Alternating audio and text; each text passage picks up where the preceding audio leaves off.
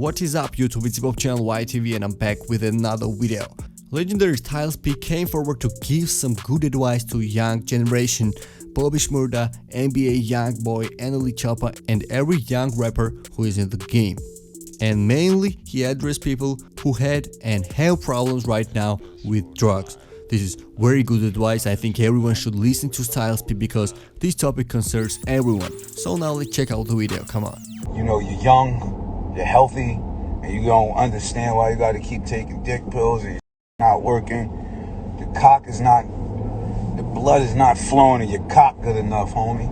You understand what I'm saying? You shouldn't have to automatically think you got to run the Viagra or some kind of, some kind of, immediate dick medicine. Now, if you're not quick, that happens. But if you you stay healthy, you can chill a few minutes, you'll nut quick again.